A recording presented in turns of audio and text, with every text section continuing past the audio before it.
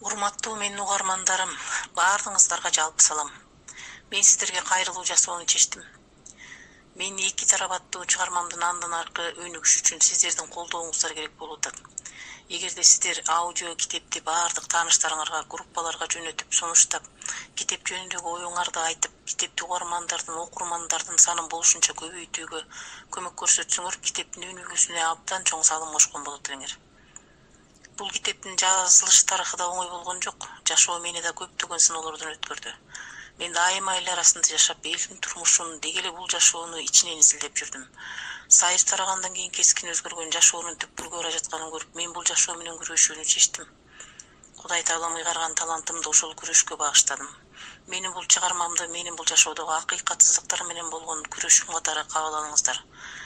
Айтайын деген оюмдун баарын окуялар менен айкалыштырып, окурмандарга кызыктуу чыгарма тартуулаганга аракет кылдым. Аракетим канчалык деңгээлде ишке ашканын окурмандар айтып, окурмандар сынайт.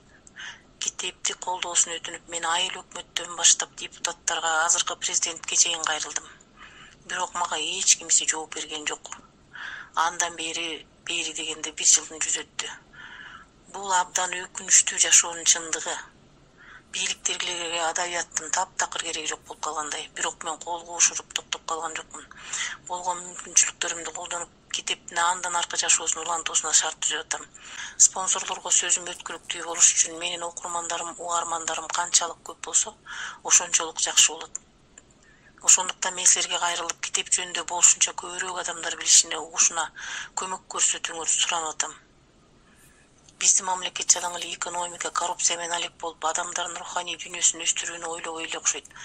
Эгерде биздин руханий дүйнөбүз жарды болсо, бизде адабият, маданият өнүкпөсө, мамлекет болуп көрбөгөндөй байып кеткен учурда да жашоо тузу жок тамактай кызыксыз болот. Эл жалаң кара курсак үчүн жашап калат. Бул көрүнүшкө да каршы туруу керек. Бизге токочу эле эмес, жан дүйнөбүзгө да азык керек экенин далилдешибиз керек. Каршы турбасак, келечекте маңкурсталганга айланып калуу коркунучу бар. Жогору жакта тааныш билиш болбосо, өнүгүш абдан оор болот экен. Ошентсе да элдин колдоосунан өткөн колдоо жок. Эгерде сиздер менин өтүнүчүмдү орундатып көмөк көрсөтсөңөр, мен күрөшүмдү ишенимдүү улантам. Баардыгыңарды урматтоом менен, Бурулуш Сатиева.